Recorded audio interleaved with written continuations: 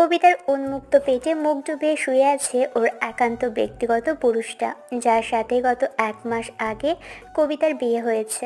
ভাবতে শরীরের ভিতর এক অজানা শিহরণ বয়ে যাচ্ছে।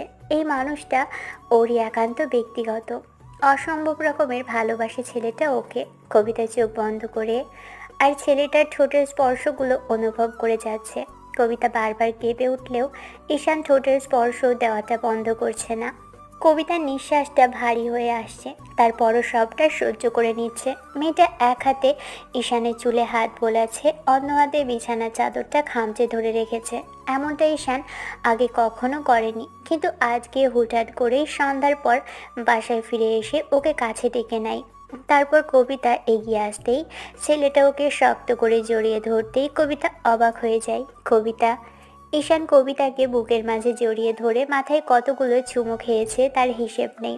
কবিতা ভাবতেও পারেনি ঈশান আজকে এমন পাগলামি করবে। ছেলেটা প্রতিদিনই বাইরে থেকে আসলে ওকে ডেকে রুমে আনবে, কবিতা আসলে ওকে পাশে বসতে বলে, আর আজকে হুটহাট করে এসে ছেলেটা ওকে জড়িয়ে ধরলো। তারপর আবার কবিতার কাছে আবদার করে বসলো, ম্যাডাম, আমাকে একটু বুকের মাঝে নেবেন? আমার খুব ইচ্ছে করছে আপনার বুকে মাথা রাখতে। কবিতা ঈশানের এমন অসহায় কণ্ঠ আর আবেগী কথা শুনে আর নিজেকে ঠিক রাখতে পারেনি। ছেলেটাকে বুকের মাঝে নিয়ে নিজে থেকেই শক্ত করে জড়িয়ে ধরে। ঈশানের কথাতে তখন কিছু তো একটা ছিল, যার জন্য কবিতা আর এক মুহূর্ত দেরি করেনি। ছেলেটাকে বুকের মাঝে কিছুক্ষণ জড়িয়ে ধরে রেখেছিল, তারপর নিজেই বেডে শুয়ে পড়ে আর দুহাতে ঈশানের দিকে বাড়িয়ে দিতেই ছেলেটার রুমে দরজা লাগিয়ে দিয়ে এসে ওর পাশে শুয়ে পড়ে।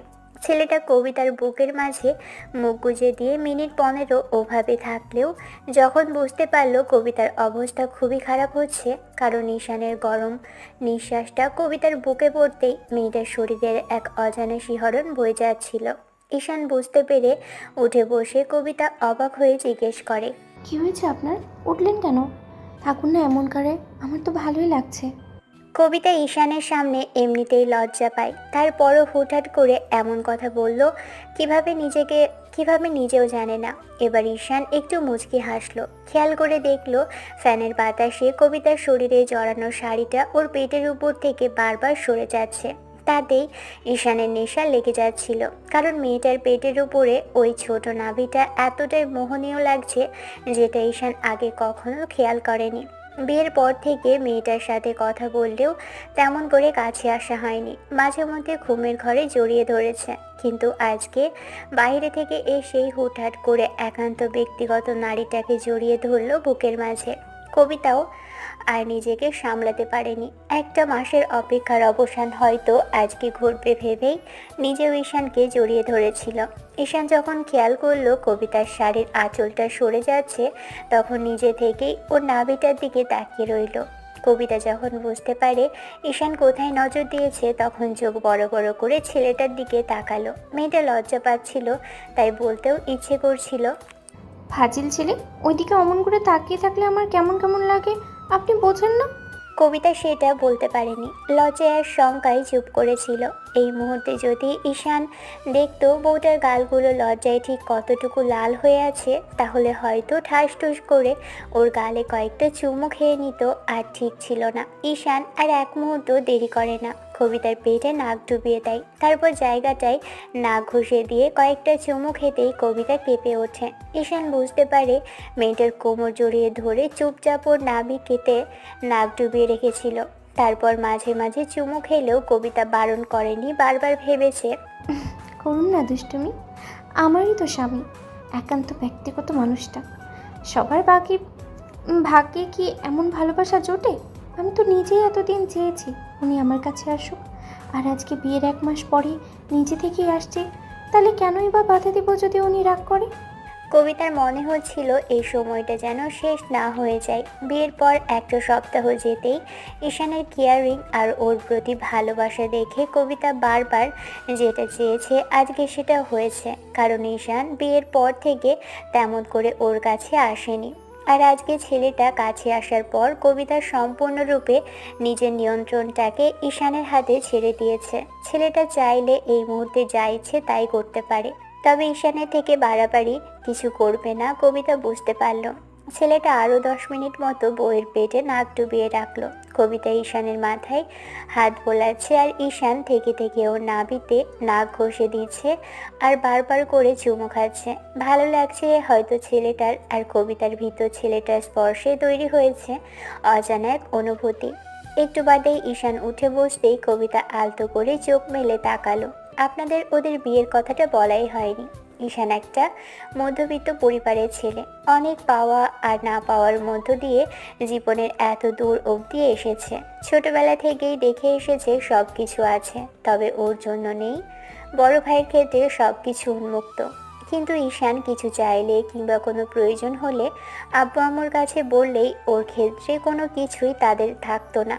তারপর নিজে যখন ইনকাম করতে শিখেছে তখন পর্যন্ত একটা বিষয় খেয়াল করে আসছে, বড় ভাই কোনো ইনকাম না করলেও ওর ক্ষেত্রে একটা কথা পরিবার বলেনি, আর বললেও সেটা ক্ষণস্থায়ী। কিন্তু ঈশান যখন ঢাকায় থেকে নিজের ইচ্ছে ফিরে আসলো, নিজের সিদ্ধান্তে অনলাইনে কাজ করতে আরম্ভ করলো, তখন পাড়া প্রতিবেশী থেকে শুরু করে আত্মীয় স্বজনের থেকে হাজারটা কথা শুনতে হয়েছে। এত বাজে আর কটু কথা ছেলেটাকে শুনতে হয়েছে যে ওর জায়গায় অন্য কেউ থাকলে হয়তো বাড়ি ছেড়ে চলেই যেত এতদিনে। তারপরও দাঁতে দাঁত চেপে সবটা সহ্য করে নিয়েছিল ছেলেটা। পরক্ষণে ভেবেছিল যে নিজের কাজগুলো নিজেই করতে হবে। বাড়ি চলে আসার একমাত্র কারণ ছিল থেকে থেকে অসুস্থ হয়ে পড়াটা ওর নিত্যদিনের একটা অভ্যেসে পরিণত হয়েছিল। কি জানি উপরওয়ালা কি চাই, এখনো অবধি বড় কিছু উপরওয়ালা হয়তো দেয়নি, তবে যেটুকু অসুস্থ হয় তাতেই দিনের পর দিনটা কেটে যায়। এমন করে কেটে গেছে মাঝে 3টা বছর। এই 3টা বছরের মাঝে নিজেকে অনেকটাই গুছিয়ে নিয়েছে, আর একলা একা জীবনে কাউকে জড়াতে চায়নি। আসলে না পাওয়া আর অপূর্ণতার মাঝে কাউকে জড়িয়ে শেষে যন্ত্রণা আর খারাপ লাগাটা বাড়াতে চায়নি, তাই প্রেম ভালোবাসা থেকে দূরে ছিল। 1.5 মাস আগে ঘটনার সেদিন রাতে ঈশান যখন খাবার খেতে বসেছিল তখন আম্মু ওকে বলেছিল, বলছিলাম কি যে তোমার ভাই তো বিয়ে করতে চাইছে না এই মুহূর্তে, তাই যদি তুমি রাজি থাকো কিংবা তেমন কেউ থাকে আমাদের বলো, তোমার বিয়েটাই না হয় আমরা আগে করিয়ে দেই। আম্মুর মুখে এমন কথা শুনে ঈশান অবাক হয়নি। ভেবেছিল এটাই হবার ছিল, কারণ বড় ভাইয়ার জন্য অনেকগুলো মেয়ে দেখার পরও রাজি হচ্ছিল না সে। এটাই বা ওর বিয়ের কথা ভাবার জন্য কম কিসের। ঈশান চুপ করেছিল, তারপর মনে হয়েছিল আজ বাদে কাল বিয়েটা তো করতেই হবে। আম্মুরও কষ্ট হয় রান্নাবান্না করতে, তাই বলেছিল, আর কয়েকটা দিন দেখো, তারপর না হয়। তোমার ভাইয়ের জন্য অনেক মেয়ে দেখা হয়েছে, তার মন মতো কোনো মেয়ে পাওয়া যাচ্ছে না। তুমি তো দেখতেই পাচ্ছ আমার কাজ কর্ম করতে আজকাল কত অসুবিধা হয়। বাসায় আরেকটা মেয়ে মানুষ থাকলে অন্তত তো রান্নাটুকু তো করে দিতে পারতো। বয়স হচ্ছে আমার, তার উপরে এখন আবার বাড়ির কাজকর্মগুলো দিন দিন বাড়ছে, সব কিছু একা সামলে উঠতে পারি না, তাই বলছিলাম তুমি বিয়েটা করে নাও। আব্বুর সাথে কথা বলেছ? তোমার আব্বুই বললো কথাটা তোমাকে বলতে, এখন তোমার কি সিদ্ধান্ত সেটা আমাদের জানাও। আমার তেমন কাউকে পছন্দ নেই, তোমাদের ইচ্ছে মতো মেয়ে দেখতে পারো, তবে বড়লোকের কোনো মেয়ে দেখার প্রয়োজন নেই। একটা সাধারণ গরিব ঘরের মেয়ে হলেই হবে, যে এখানে আসার পর সব কিছুর সাথে মানিয়ে নিতে পারবে। না পাওয়ার মধ্যে থেকে বড় হয়েছে, এখানে এসে যেন খুব বেশি বিলাসবহুল জীবন যাপনের আশাটা না করে, তেমন কেউ হলেই হবে। তাহলে খোলসা করে বলো কোন ধরনের মেয়ে তোমার পছন্দ। ক্লিয়ার করে বলার মধ্যে সহজ ভাষায় বলতে গেলে মেয়ে সহজ সরল ভদ্র সভ্য আর সহজ সরল হতে হবে। অনাথ কিংবা এতিম মেয়ে হলেও সমস্যা নেই, আমার সাথে যেন এসে মানিয়ে নিতে পারে। আমি যেমন ঠিক এখানে এসে অভাবের মধ্যে বড় হয়েছি, সেও যেন সেটাই মেনে নেয়। ঈশান কথাগুলো বলে খাওয়া শেষ করে উঠে গিয়েছিল। আম্মু কোনো কথা বলেনি। তারই 1 সপ্তাহ পর একটা মেয়ে দেখানো হলো, তবে মেয়েটা খুব বড়লোক পরিবারের ছিল। তারপর ওরা যখন জানতে চাইলো ছেলে কি করে, তখন বলা হলো ছেলে ফ্রিল্যান্সিং টাইপের কিছু একটা করে। তাতেই তারা নাকচ করে দিল সরাসরি। সেদিন ঈশান আবারও আব্বু আম্মুকে সে একই কথা বলেছিল, বড়লোক পরিবারের কাউকে চাই না আমার। তোমাদের তো আমি বললামই, অনাথ কিংবা এতিম কাউকে দেখো যে সারা জীবন অভাব জিনিসটা বুঝেছে, এমন কেউ হলে আমাকে জানিয়ে দিও, আমি তাকে দেখে যাব। তার আগে এসব বড়লোকের আদরের দুলালিদের দেখতে আমাকে ডেকো না। ঈশানের আব্বু আম্মু এরই মাঝখানে ঘটক আর আত্মীয় স্বজনদের সবটা জানালো। আরও 1 সপ্তাহ বাদেই আরেকটা মেয়েকে দেখা হলো, আর সেই মেয়েটাই ঈশানের মন মতোই ছিল। আর যাকে দেখেছে সেই মেয়েটা কবিতাই ছিল। কবিতাকে দেখার পর ঈশান ওর দিকে এক দৃষ্টিতে তাকিয়েছিল। তবে সে সময় জিজ্ঞেস করে দেখা হয়নি মেয়েটাকে বিয়ের মতামত আছে কিনা। সব কিছু দেখাশোনার পরে ঈশান সরাসরি সবার সামনে বলেছিল, মেয়ে আমার পছন্দ হয়েছে, তোমরা এখন বাকি কথা বলতে পারো। ঈশান কথাটা তখনই বলেছিল যখন জানতে পেরেছে মেয়ে তার মামা মামির কাছে থেকে বড় হয়েছে। মেয়েটার মুখে অসহায়ত্বের ছাপ ফুটে উঠেছিল। হাজারো না পাওয়ার এসে ভিড় করেছিল চোখে মুখে।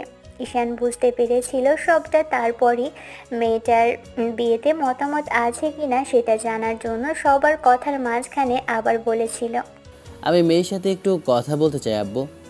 ঈশানের কথাতে মামা মামি ওকে উঠে যেতে বলল। মেয়েটা একটা রুমের দিকে যেতে নিলে ঈশানও তখনই মেয়েটার পিছনে পিছনে এসেছিল। তারপর দুজনে একটা রুমে আসে।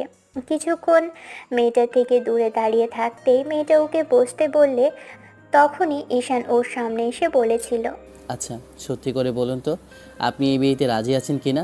মেয়েটা চুপ করেছিল। তখন ঈশান ওকে অভয় দিয়ে বলেছিল, ভয় নেই, আপনার রিলেশন থাকলে সেটা আমাকে বলতে পারেন।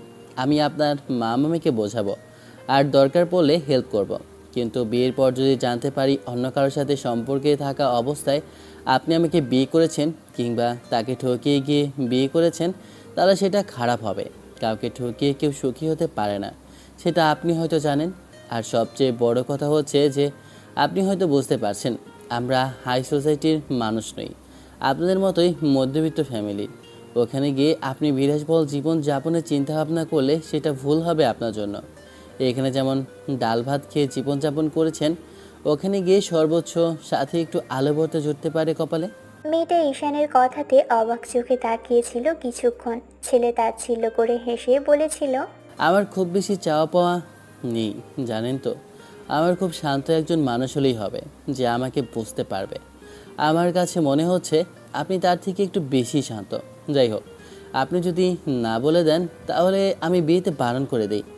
ঈশান উত্তরের আশায় আরও কিছুক্ষণ দাঁড়িয়ে থেকে দীর্ঘ নিঃশ্বাস ফেলে বেরিয়ে যেতে নিলে তখন কবিতা বলেছিল, অভাবের মধ্যে থেকে বড় হয়েছি, সেই ছোটবেলা থেকেই মামা মামির কাছে আছি। আপনার কাছে বিয়ে না হলে অন্য কারোর সাথে হবে। সবচেয়ে বড় বিষয় কি জানেন? এখানে থেকে দুবেলা ঠিকমতো খেতে পেয়েছি, সেটাই অনেক। প্রেম ভালোবাসা আর কাউকে লাইফে আনার কথা সেখানে বিলাসবহুল ছিল। আপনাকে বিয়ে করতে আমার কোনো আপত্তি নেই। আপনি চাইলে বিয়েটা করতে পারেন। আমার পছন্দ অপছন্দের কিছু যায় আসে না। ঠিক আছে, তাহলে আমি গিয়ে বলে দিই আপনি বিয়েটা করতে চাইছেন। আমরা দুজনেই রাজি আছি বিয়েতে। মেয়েটা মাথা নেড়ে হ্যাঁ জানিয়েছিল। পরদিন ঈশান আব্বু আম্মুর সাথে আবারও কবিতার মামার বাসায় এসেছিল। আর সেদিনই দুজনের বিয়েটা সম্পন্ন হয়। ঈশান আব্বু আম্মুর সাথে ঘটক সমেত এসেছিল আর জানিয়েছিল ওদের কোনো তোড়জোড় করার নেই। তাই ঈশান সাদাসিধেভাবেই বিয়েটা করে নিয়েছিল। মেয়েটা অবাক হয়নি, খুব শান্ত, তাই কবুল বলে দিয়েছিল। কবিতার সেদিন হয়তো ভাবতেও পারেনি নিজের এত সাধারণভাবে বিয়েটা হবে। মেয়েটা কোনো কথা ছাড়াই বিয়েটা করে নেবে সেটা ঈশানও ভাবেনি। যখন জানতে পেরেছে যে মামা মামির কাছে থেকে বড় হয়েছে তখনই বুঝতে পেরেছে যে মেয়েটার চাহিদাটা খুবই কম। ঈশান জানতে পেরেছে কবিতা ইন্টার অবধি পড়ালেখা করেছিল। ঈশান ভেবেছে ছেলে মেয়ে মানুষ করার জন্য এটাই যথেষ্ট ছিল। যাই হোক, পাশে আসার পর সেদিন ঈশান বন্ধুদের সাথে অনেকক্ষণ কথা বলেছিল, কারণ বিয়ের পর ওদের খবর দেওয়া হলে ওরা এসে দুজনের ঘরটা সাজিয়ে দেয়। ঈশান ভাবতেও পারেনি যে আম্মু ওদের খবর দিবে। বন্ধুরা অবাক হয়েছিল ঈশানের বিয়েটা সাদাসিধেভাবে হওয়াতে। এমন করে বিয়ে করার কারণ একটা ছিল, খুব বেশি খরচ করতে বললে আব্বু আম্মু কেউই এসব করতো না, উল্টো বেঁকে বসে থাকতো। একা একা জীবনটাতে দুঃখটা বয়ে বেড়ানোটা কষ্ট হচ্ছিল। তাই ভেবেছিল এমন কেউ আসুক যে অন্তত ওকে বুঝতে পারবে। সেজন্যই এরকম একটা চিন্তা ভাবনা। খাওয়া দাওয়া শেষে বন্ধুরা চলে যেতেই ঈশান রুমে আসে। মেয়েটা একটা শাড়ি পরেছে, হয়তো আম্মুই পরতে বলেছিল। তেমন কৃত্রিম কোনো সাজ নেই মেয়েটার মুখে। তবে সাধারণভাবে বসে আছে। ঈশান তাতে অবাক হয়নি। যেভাবে চেয়েছে সেভাবে মেয়েটা ওর সামনে বসে আছে। ছেলেটা কিছুক্ষণ যাবৎ মেয়েটার পাশে বসে থেকে তারপর যেটা প্রশ্ন করেছিল সেটার জন্য মেয়েটা কোনো যেন আকাশ থেকে পড়েছিল। কারণ ঈশানের প্রশ্নটা এমন ছিল, কবিতা, কেন বিয়ে করলেন আমায়?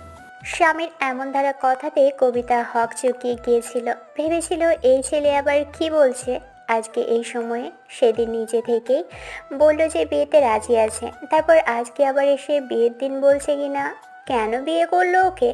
হয়তো ছেলেটা নিজেই একটা কনফিউশনের মধ্যে ছিল, তাই এরকম একটা প্রশ্ন করে বসেছে। কবিতা ফ্যাল ফ্যাল করে ঈশানের দিকে তাকিয়েছিল। তখন ছেলেটা মাথা চুলকে বলেছিল, আসলে কি বলবো বুঝতে পারছি না। তার উপরে আপনার মতো সুন্দরী একটা মেয়ে আমাকে বিয়ে করতে রাজি হবে সেটা ভাবতে পারিনি। আসলে আপনার মতো কেউ লাইফে আসবে সেটা আমার ধারণাতে ছিলই না। অবশ্য সেদিন যখন আপনার সাথে কথা হলো তখন সবটা স্বপ্নের মতো মনে হয়েছিল।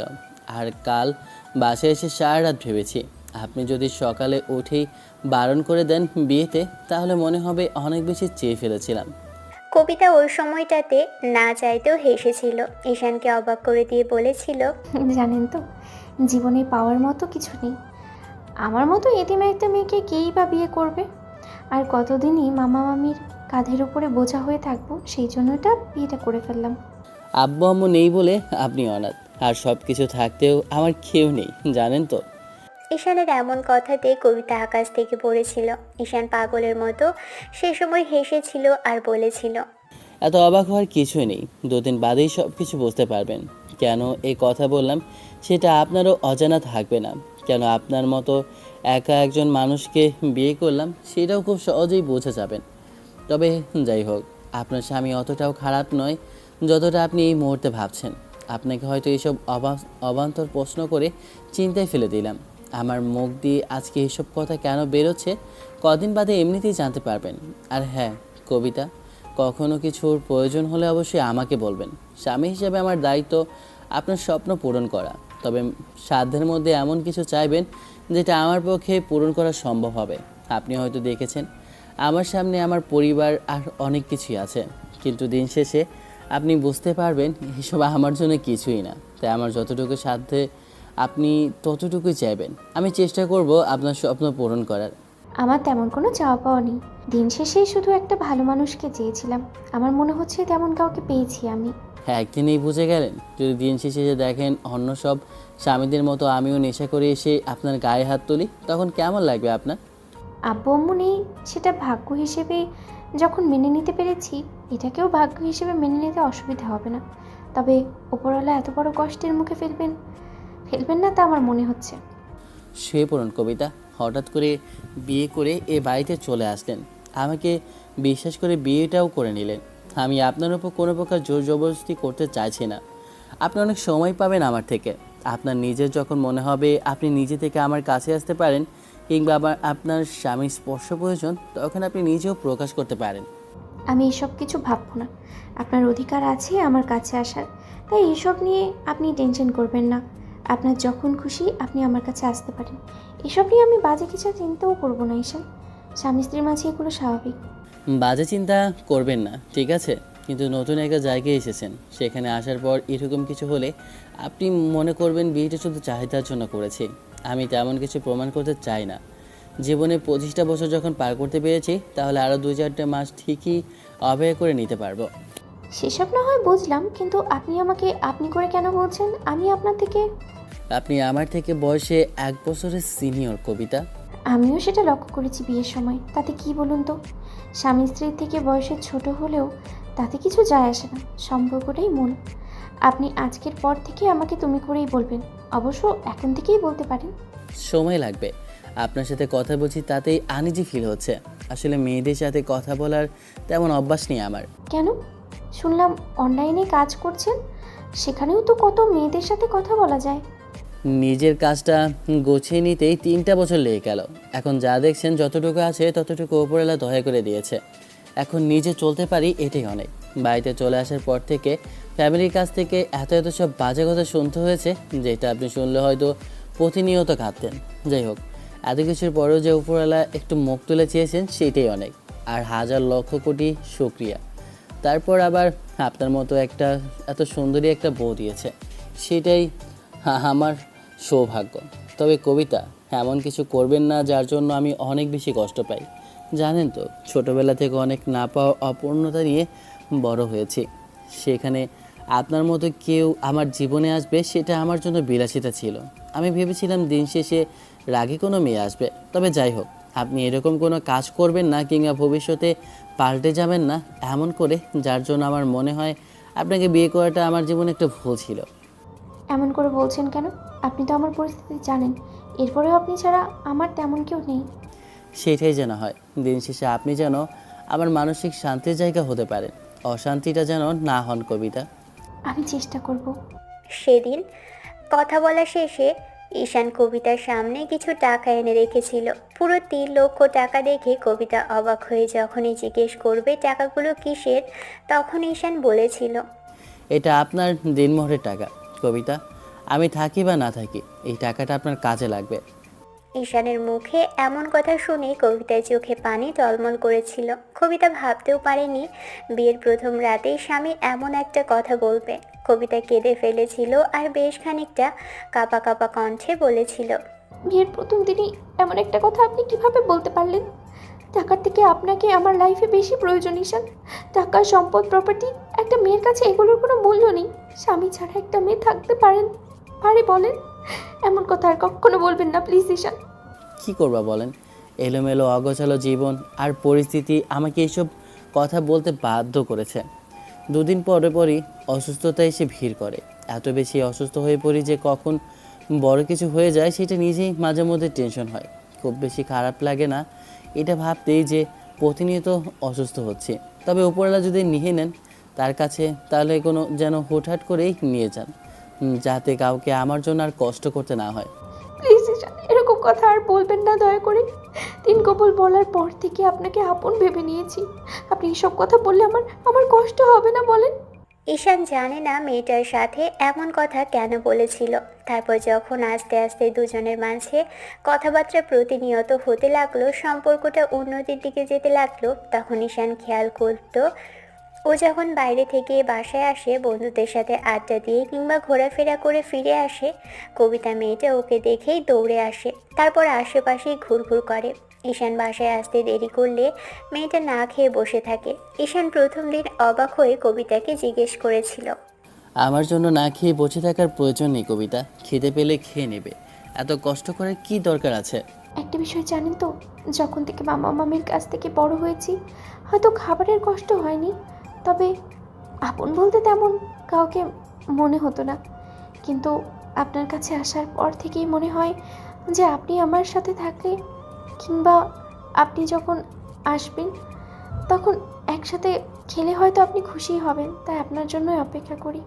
কবিতা এই কথাটা যতবার বলেছে, ঈশান ততবার মেয়েটার হাত ধরে টেনে নিজের পাশে বসিয়েছে। আস্তে আস্তে দুজনের সম্পর্কে এগিয়ে যেতে থাকে। আর কবিতাও খেয়াল করে যে ঈশান আগের থেকে অনেক বেশি স্বাভাবিক ওর সাথে। এরই মাঝে কখনো কাছাকাছি আসা হয়নি দুজনের, তবে ঘুমের মাঝে ছেলেটা প্রায়ই ওকে আষ্টে পৃষ্ঠে জড়িয়ে ধরতো।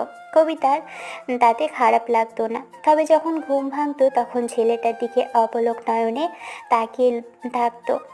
ভাবতো এই ছেলেটার মাঝে এত কষ্ট লুকোনো, হয়তো সব কিছু থেকেও নিজেকে একা মনে হয়, কারোর সাথেই তেমন কথা বলে না। কবিতা এই বাসায় আসার পর থেকে দেখেছে ওর ভাসুর অর্থাৎ ঈশানের বড় ভাই আব্বু আম্মুর কাছে যা চাই সেটাই পেয়েছে। তবে ঈশান কখনো মুখ ফুটে কিছু বলেনি। নিজের ইনকাম করে, নিজে থেকেই সংসারে কন্ট্রিবিউট করে টাকা পয়সা দেয়, আবার নিজেই কেনাকাটা করে। মাস শেষে যখন হাতে টাকা পায় তখন দুহাত ভর্তি বাজার করে। বাইরে গেলেই আবার কবিতার জন্য কিছু না কিছু নিয়ে আসে। এটা দেখে কবিতা অবাক হয়, আবার পরক্ষণে ভাবে স্বামীটা ওরই, সেজন্যই বোধহয় এমন করে ওর জন্য নিজে থেকেই জিনিসগুলো আনে। কবিতা মুখ ফুটে কখনো বলেনি, বাইরে যাওয়ার সময় শুধু সাবধানে আসতে বলে। এই একটা মাসে ঈশান বুঝতে পেরেছে এমন একটা মেয়েরই প্রয়োজন ছিল লাইফে, কিন্তু এমন কাউকে খুব সহজে পেয়ে যাবে ভাবতে পারেনি। ছেলেটা ভাবছে ভবিষ্যতে কবিতার ব্যবহারটা চেঞ্জ না হয়ে যায়, তবে এই একটা মাসে তেমন কিছু মনে হয়নি। প্রায় 10 দিন আগের ঘটনা। সেদিন ঈশান যখন বাইরে থেকে আসলো, কবিতা খেয়াল করে দেখে ছেলেটাকে কেমন এলোমেলো লাগছে। তাতেই কবিতা বুঝতে পারলো ওর হয়তো খারাপ লাগছে। মেয়েটা বেশ খানিকটা উত্তেজিত কণ্ঠে বলেছিল, আপনাকে এমন দেখাচ্ছে কেন ঈশান? কিছু কি হয়েছে? আমাকে বলুন না। আপনার যদি খারাপ লাগে একটু বলুন প্লিজ। এরপরও চুপ করে থাকবেন না। আপনার যদি কিছু হয়ে যায় আমি কি করে থাকবো? আপনি কেন বোঝেন না? আপনার যদি খারাপ লাগে তাহলে আমারও খারাপ লাগে। মেয়েটা এমন উত্তেজিত কণ্ঠ শুনে ঈশান অবাক হলেও সেদিন ফিক করে হেসেছিল। মাথা ব্যথা করছিল খুব। আসলে বাইরের অতিরিক্ত শব্দ কানে গেলে খুব বেশি মাথা যন্ত্রণা করে, এমনটা প্রায়ই হয়। তাই কবিতার এরকম কথাতে হেসে ফেলেছিল। তারপর বলেছিল, না, তেমন কিছু না, একটু মাথায় যন্ত্রণা করছে, তাই বাসায় চলে আসলাম। একটাবার আমাকে আগে বলবেন না? আপনি এসে চুপ করে আছেন কেন? অন্তত বলতে পারতেন যে আপনার খারাপ লাগছে। আগে কাউকে বলতাম না তো, আর বলার মতো থাকলেও বলার সাহস হতো না। যদি বলার পর আবার নিজে থেকেই সেটাকে ফিরিয়ে নিতে হয়। আপনি না থাকলে মাথার যন্ত্রণা করলে এসে একাই শুয়ে থাকতাম, একাই মুভ লাগাতাম, কিংবা মেডিসিন খেয়ে শুয়ে থাকতাম। কিন্তু এখন আপনি আছেন জিজ্ঞাসা করার জন্য। কবিতা, আপনি এমনই থাকবেন, কখনো পাল্টে যাবেন না প্লিজ। কবিতা অসহায়ভাবে তাকিয়েছিল একটু। তারপর ঈশানের হাত ধরে টেনে বেডে বসিয়ে দিতেই তারপর দ্রুত বাহিরে চলে যায়। মিনিট 2 পর মেয়েটা হাতে কিছু একটা নিয়ে ফেরে। কবিতা ঈশানকে জোর করে শুয়ে দিতেই ছেলেটাও শুয়ে পড়ে। কবিতা ঈশানের কপালে একটা বাম লাগিয়ে ম্যাসেজ দিতে থাকে, যার জন্য ব্যথাটা খুব তাড়াতাড়ি কমে যায়। একটু বাদে কবিতা ঈশানের পাশ থেকে উঠে যেতে নিলে ছেলেটা কবিতার হাত ধরে টেনে ধরে বলেছিল, কোথায় যাচ্ছেন আপনি? প্লিজ কবিতা, কোথাও যাবেন না, আমার পাশে বসে থাকুন। ভালো লাগছে না এমন করে। খারাপ লাগার দিনগুলোতে আমি কাউকে না পাশে পাইনি। আব্বু আমাকে বলার মতো ইচ্ছে হয়নি। ছোটবেলা থেকে এত কিছু দেখেছি যার জন্য আর ওদের বলার ইচ্ছেটা হয়নি। কাউকে ডিস্টার্ব করতে চাইনি। কবিতা পারছিল না এই মুহূর্তে ছেলেটা এমন কথাতে কেঁদে ফেলতে। মেয়েটি কিছুটা সময় চুপ করে রইল দেখে ঈশান ওর হাতটা ছেড়ে দেয়। কবিতা নিজেই তখন ঈশানের পাশে এসে শুয়ে পড়ে। তারপর ছেলেটাকে কাছে টেনে নিয়ে বুকের মাঝে জড়িয়ে ধরে। ঈশান কবিতার এমন কাজে একটুও অবাক হয়নি সেদিন। হয়তো মেয়েটা ওকে ভালোবাসতে শুরু করেছে ভেবেই চুপ করে কবিতার বুকের মধ্যে মুখ গুজে দিয়ে শুয়েছিল। তারপর যখন ঘুম ভাঙে বুঝতে পারে রাত 12টা বাজে। কবিতা এখনোই চুপচাপ শুয়ে আছে। ঈশান উঠে বসতেই কবিতা ওকে দেখে জিজ্ঞেস করে, উঠে পড়লেন যে? খারাপ লাগছে এখনো? ঈশান হেসে বলেছিল, এখন আর খারাপ লাগছে না পাগলি, আর টেনশন করতে হবে না। ঈশানের কথাতে কবিতা একটা দীর্ঘ নিঃশ্বাস ফেলেছিল। মেয়েটা হয়তো ভয় পেয়ে গিয়েছিল যদি মানুষটার কিছু হয়ে যায়। বিয়ে হবার পর থেকে কবিতা ভেবে এসেছে ঈশানী এখন ওর জীবনের সব কিছু। ছেলেটা যদি কিছু হয়ে যায় তাহলে ও একা হয়ে পড়বে। আর ভয় লাগে এটা ভাবতেই যে ভালোবাসা মানুষগুলো ওকে একে একে ছেড়ে চলে যায়। তাই ঈশানের সামান্য খারাপ লাগাতেই কবিতার ভয় হয়। সেদিন রাতে কবিতা নিজে থেকে ঈশানকে নিজ হাতে খাইয়ে দিয়েছিল। অবাক হয়নি ছেলেটা, তবে বউয়ের প্রতি ওর ভালোবাসাটা বেড়ে গিয়েছিল। আবেগে জড়িয়ে ধরতে ইচ্ছে করেছিল, কিন্তু একটা সংখ্যা আর কেমন যেন অজানা অন্যরকম অনুভূতি ওকে কবিতার কাছে আসতে দেয়নি। তারপর 1 সপ্তাহ পরে ঈশান সেদিন বাসায় আসলো সন্ধ্যায়। কবিতা কাছে আসতেই তখন হঠাৎই ছেলেটা ওকে জাপটে জড়িয়ে ধরে। কবিতা অবাক হয়েছিল, জিজ্ঞেস করেছিল খারাপ লাগছে কিনা। আর আজকে সেই দিনটা ছিল। যাই হোক, ঈশান উঠে বসতেই কবিতা ভাবে হয়তো ঈশানের খারাপ লেগেছে কিংবা কোনো কারণে ছেলেটা ওর উপর বিরক্তি লেগেছে। ভেবেই কবিতা তাড়াহুড়ো করে উঠে তারপর শাড়িটা বুকের উপর দিয়ে বলতে আরম্ভ করে, কি হলো? আপনি উঠে পড়লেন যে? আর এরকম করে চলে যাচ্ছেন কেন? কোনো কারণে খারাপ লেগেছে আমার প্রতি ঈশান? মেয়েটার এমন ভয়ার্ত কণ্ঠ শুনে ঈশান একটু মুচকি হেসে কবিতার গালের পাশে হাত রেখে আদুরে কণ্ঠে বলে, না জান পাখি, খারাপ লাগেনি, তবে তোমার অস্বস্তি ফিল হচ্ছে। আর এই মুহূর্তে তোমাকে অস্বস্তিতে ফেলতে চায় না। আমার অস্বস্তিটা পরে ঈশান। আগে আপনি সুস্থ থাকুন, আমি সেটাই চাই। এই মুহূর্তে দুজন বেশিক্ষণ কাছাকাছি থাকলে ভুলভাল কিছু একটা হয়ে যেতে পারে কবিতা। হলে হোক, তাতে কিচ্ছু যায় আসে না। আপনি যা ইচ্ছে তাই করতে পারেন আমার সাথে। তারপর আমার কাছ থেকে যাবেন না প্লিজ। বিয়ের পর থেকে পুরো 1 মাস পার হয়েছে, এই প্রথম আপনি আমার কাছে আসলেন। এখনই কোথাও যাবেন না প্লিজ। শোনাবো, কিন্তু আমি চাইছি না এই সন্ধ্যাবেলায় তোমার সাথে আমার কিছু হোক। তাতে লজ্জায় তুমি আমার দিকে তাকাতেই পারবে না। ঈশানের এমন অসভ্যজনক কথা শুনে কবিতা আর এক মুহূর্ত চুপ করে থাকতে পারে না। বেড থেকে নেমে মেয়ে চলে যেতে নিলে ঈশান ওর হাত ধরে ফেলে। তারপর কবিতাকে নিজের দিকে ফিরিয়ে ওর মুখের একপাশে হাত রাখলো। লজ্জায় কবিতা পারছিল না মাটির সাথে মিশে যেতে। ঈশান খানিকটা মেয়েটার ওই মায়াবী চোখের দিকে তাকিয়ে থেকে তারপর মুখের দুপাশে হাত রাখতেই খেয়াল করে কবিতার ঠোঁট জোড়া অসম্ভব রকমের কাঁপছে। ঈশানের ইচ্ছে করছিল গোলাপের পাপড়ির মতো ঠোঁট জোড়া ছুঁয়ে দিতে, তারপরও নিজেকে আটকে রেখে তেমন কিছু না করেই তাকিয়ে রইল। কবিতার নিঃশ্বাসটা ভারী হয়েছে, বুকের ভিতর ঠক ঠক করছে। নিজেকে আর সামলাতে না পেরে হুটহাট করে দুহাতে ঈশানকে জাপটে জড়িয়ে ধরে। ঈশান মুচকি হেসে মেয়েটার মাথায় এক হাত রেখে জড়িয়ে ধরে বলতে লাগলো, আমি যেটা ভাবতে আরম্ভ করেছি বউটা কি সেটাই ভাবছে? কি? তাহলে কি বউ সত্যি সত্যি আমায় ভালোবাসা শুরু করেছে? কেন সব কথা মুখে বলে দিতে হয়? নাকি কোনো সন্দেহ আছে আপনার? তোমার প্রতি আমি সন্দেহ রাখি না, আর তোমার এরকম কর্মকাণ্ডে বলে দিচ্ছে তুমি আমাকে ভালোবাসা শুরু করেছো। তাহলে কি বউয়ের ভালোবাসাটা আমি সম্পূর্ণভাবে পেতে যাচ্ছি? কি বললেন? আবার বলেন। কি বললাম? তোমার ভালোবাসার পাওয়ার কথা বললাম। না, আপনি তুমি করে বললেন নিজে থেকে, এমন করেই সব সময় তুমি করে বলবেন। এরপর থেকে কিন্তু আর আপনি করলে বললে চলবে না, এসব আমি মানতে পারবো না। কিন্তু আমার অভ্যাস নেই তো। অভ্যেস করার জন্য আর কতদিন চাই বলুন তো? 1 মাস পেরিয়ে গেছে, আপনি ইচ্ছে করেই বলেন না, আমি জানি। আপনি তুমি করেই বলেন। আপনার মুখে তুমি ডাকতে অনেক বেশি সুন্দর লাগে। তাই? তাহলে তো বলতেই হয়। ঈশান কবিতাকে ছাড়িয়ে নেয়। তারপর ওর মুখের দুপাশে হাত রাখতেই কবিতা চোখ জোড়া বন্ধ করে নেয়। ভাবে ঈশান ভালোবেসে আদুরে স্পর্শ করবে, কিন্তু ছেলেটা তেমন কিছুই করেনি। উল্টো মেয়েটার দিকে অপলক নয়নে তাকিয়েছিল, কারণ অসম্ভব রকমের আদুরে লাগছে এই অবস্থাতে মেয়েটাকে। ইচ্ছে তো করছে ভালোবাসায় সিক্ত করতে মেয়েটাকে, কিন্তু এই সন্ধ্যাবেলা ঈশান চাইছিল না তেমন কিছু হোক। তবে কবিতা ঠোঁটের উপর আলতো করে আঙুল দিয়ে স্লাইড করতেই মেয়েটা কেঁপে ওঠে। কেমন যেন দুহাতে ঈশানের শার্টের কলারটা চেপে ধরতেই ছেলেটা আলতো করে ওর কানের কাছে মুখ নিয়ে গিয়ে বলে, হাজার না পাওয়ার মধ্যে তুমি আমার সেই পূর্ণতা, যাকে আমি 25টা বছর ধরে খুঁজেছিলাম কবিতা। আমি ভাবতেও পারিনি তোমার মতো কেউ একজন আমার লাইফে আসবে। আমার জীবনে বেস্ট গিফট ছিলে তুমি। তোমাকে পেয়ে আমি সত্যি অনেক খুশি কবিতা। আমি তোমাকে বোঝাতে পারবো না যে তোমাকে পাওয়ার পর আমি কতটুকু খুশি ছিলাম।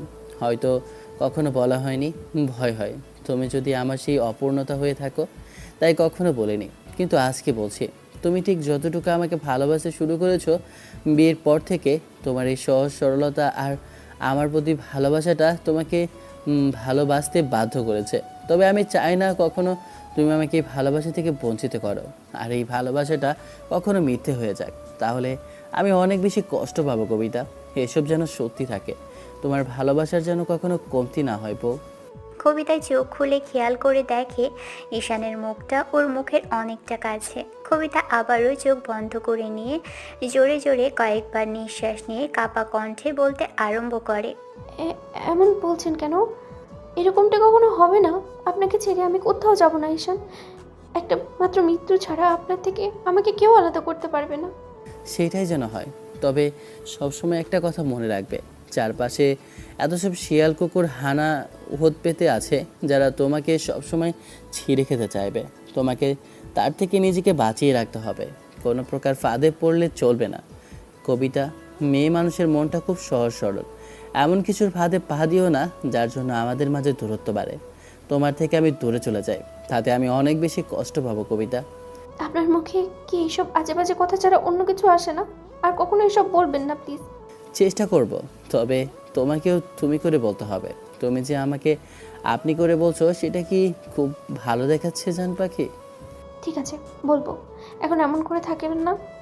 ঈশান অবাক হলো এমন করে বলতে কেমন করে বোঝাচ্ছে মেয়েটা। তাই জিজ্ঞেস সুযোগ দৃষ্টিতে তাকাতেই কবিতা আবারও ওকে জড়িয়ে ধরে। তারপর আবারও কিছুক্ষণ মেয়েটা ঈশানের বুকের মাঝে মুখ গুজে দিয়ে চুপ করে রইল। আজকে খুব শান্তি লাগছে জানো।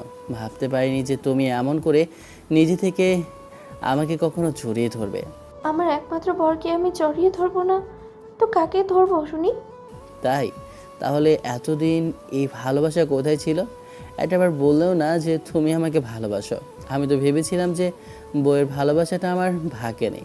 এক প্রকার পরশ পাথরের মতো হবে আমার কাছে এসব। আপনি যত সব আজে বাজে কথা বলেন, এইসব কথা বলতে হয় না। শুধু শুধু আপনি আমার দাম বাড়িয়ে দিচ্ছেন। আমার ভালোবাসাটা আপনার জন্য এতটাও দামি নয় ঈশান। কিন্তু আমার কাছে খুব বেশি দামি কবিতা। যতটুকু তুমি দামি তার থেকে বেশি দামি তোমার ভালোবাসা। তুমি যদি এতটা সুন্দর না হতে, তারপর তোমার ভালোবাসাটা আমার জন্য অনেক বেশি গুরুত্বপূর্ণ ছিল।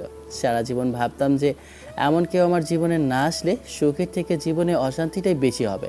কিন্তু আমার এখন মনে হচ্ছে আমার মানসিক শান্তি জায়গাটা আমি পেয়ে গেছি।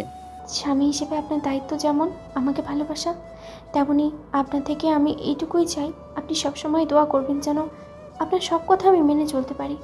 সবসময় আপনি আমাকে আগলে রাখবেন। আমি আপনার কাছ থেকে সিনিয়র হতে পারি, কিন্তু আমি সেটা ভাবি না। স্বামী জুনিয়র হলেও স্বামী স্ত্রীর কাছে কখনো ছোট হয় না, তাকে বড় ভেবে নিতে হয়। তবে সম্পর্কের প্রতি সবারই সম্মান থাকা দরকার। তোমার ভালোবাসাকে যদি আমি সম্মান না দিতে পারি, তাহলে সে ভালোবাসার কোনো মূল্য নেই। তবে যদি কখনো কিছুর প্রয়োজন কিংবা কোনো কিছুর প্রতি মনোযোগ থাকে যে এটা আমার চাই, তাহলে আমাকে অবশ্যই জানাবে জান পাখি। আমি চেষ্টা করব তোমার সাধ্যমতো সব কিছু পূরণ করার। আমার কিচ্ছু চাই না ঈশান, আপনি আমার থাকলেই হবে। আপনি আমাকে সারা জীবন ধরে ভালোবাসলেই হবে, এমন করে সবসময় আগলে রাখলেই হবে। ছোটোবেলা থেকে না পাওয়ার মধ্যে থেকে বড় হয়েছি, আর এখন এসে এমন একটা মানুষকে জীবনে পেয়েছি, সে আমার জীবনে থাকলেই হবে। আমি নিজেকে ভাগ্যবতী বলে মনে করব যদি আপনার এই ভালোবাসাটা সারা জীবন ধরে আমার কাছে থেকে যায়। আপনার মতো একটা মানুষের ভালোবাসা আমার জীবনের জন্য অনেক কিছু ঈশান। আপনার হয়তো মনে হচ্ছে এই কথাটা আমি আপনাকে খুশি করার জন্যই বলছি, কিন্তু না, আমি মন থেকে বলছি ঈশান। আপনার ভালোবাসাটা আমার জীবনের সবচেয়ে বড় পাওয়া। আমি আর জীবনে কিচ্ছু চাই না, আপনার এই ভালোবাসাটুকু আমার জন্য যথেষ্ট ঈশান। সবসময় এমন করেই ভালোবাসবেন প্লিজ। কেন আদর চায় না জান পাখি? আদর ভালোবাসার পরে যে বেবি আসবে সেটা চায় না? বেবির কথা শুনে কবিতার কানগুলো গরম হয়ে গেল। ইচ্ছে তো করছিল ছেলেটাকে রেখে দৌড়ে চলে যেতে, কিন্তু সেটা পারল না। ঈশান বুঝতে পেরে তার আগে মেয়েটাকে আর একটু শক্ত করে জড়িয়ে ধরে। কবিতার পুরো শরীরটাই কেঁপে উঠেছে এমন একটা কথা শুনে। এতক্ষণ ঈশানের স্পর্শগুলো পেয়েও যেটা হয়নি, এখন সেটা এই মুহূর্তে হচ্ছে। কবিতার ইচ্ছে করছে মরে যেতে লজ্জায়, কিন্তু পারছে না। রাতে খাওয়া দাওয়া করার সময় ঈশান খেয়াল করলো কবিতা ওর দিকে তাকাতে লজ্জা পাচ্ছে। ঈশান আর মেয়েটাকে ডিস্টার্ব করলো না। আজকে যদি অতিরিক্ত ডোজ হয়ে যায়, তাহলে দেখা যাবে লজ্জায় মেয়েটা কাছেই আসতে চাইছে না। ঈশান বিয়ের পর থেকেই খেয়াল করেছে কবিতাকে তেমন কিছু বললে মেয়েটা লজ্জায় শেষ হয়ে যায়। এরই মাঝখানে কবিতা একটা জিনিস বারবার লক্ষ্য করেছে, ঈশানের বড় ভাইয়া তেমন করে বাসাতে থাকে না। সকালবেলা বেরিয়ে যায় আর সন্ধ্যায় বাসায় ফেরে, আবার মাঝরাতে যখন তখন বেরিয়ে যায়। এসব কিছু দেখে কবিতার মনে হয় ছেলেটা উল্টাপাল্টা কিছু করে কিনা।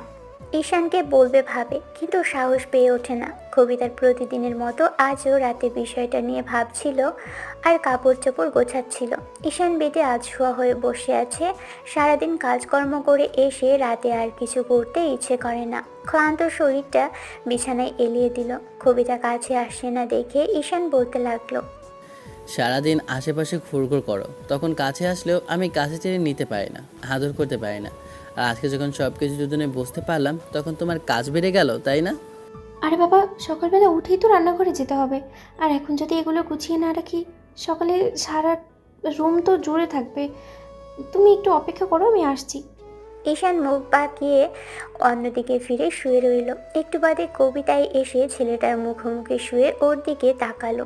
ঈশান ঘুরে যেতে নিলে কবিতা ওর টি শার্টের কলারটা আঁকড়ে ধরে নিজের দিকে টেনে নিয়ে তারপর মুখের পাশে হাত রেখে বলতে লাগলো, ও লেমন সোনাটা এত রাগ করে কেন? কি হয়েছে? এই সামান্য কারণে এরকম রাগ করলে হয়? এখন বলো কি হয়েছে? না, কিছু না। তুমি মনে হয় কয়েকদিন যাবত আমাকে কিছু একটা বলতে চাইছো। কবিতা ভাবতেও পারেনি যে ঈশান সবটা বুঝে গেছে। মেয়েটা আমতা আমতা করতে লাগলো। তারপর অনেকবার ছেলেটা জিজ্ঞেস করার পর কবিতা বলতে লাগলো, না মানে আসলে বলছিলাম কি ঈশান, বড় ভাইয়াকে দেখি সকালে বেরিয়ে যায়, কোথায় কি ঘোরাফেরা করে জানি না, আবার দেখি সন্ধ্যার পর খাওয়া দাওয়া করে কোনো রকমে একটু ফ্রেশ হয়ে আবার বেরিয়ে পড়ে।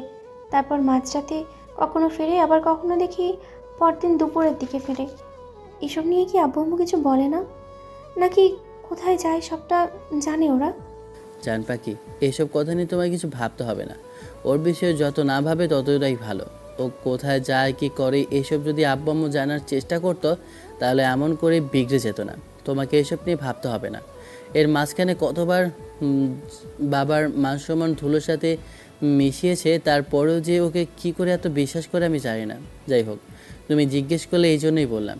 এসব নিয়ে আব্বু আম্মুর কোনো মাথা ব্যথা নেই। তবে আমাদের এসব বিষয়ে নাক গলেই লাভ কি? শেষে আমাদের সাথেই ওর ঝামেলা হবে। ওর লাইফে যেটা খুশি করতে পারে, আমাদের লাইফ নিয়ে আমরা ব্যস্ত থাকি। তুমি বাদ দাও সব কথা। এখন বলো, ভবিষ্যৎ প্ল্যানিং আমরা কয়টা বেবি নেব? ঈশানের এমন দ্বারা কথা শুনে কবিতা ফিক করে হেসে ফেললেও পরক্ষণে লজ্জায় মেয়েটার গালগুলো লাল হয়ে গেল।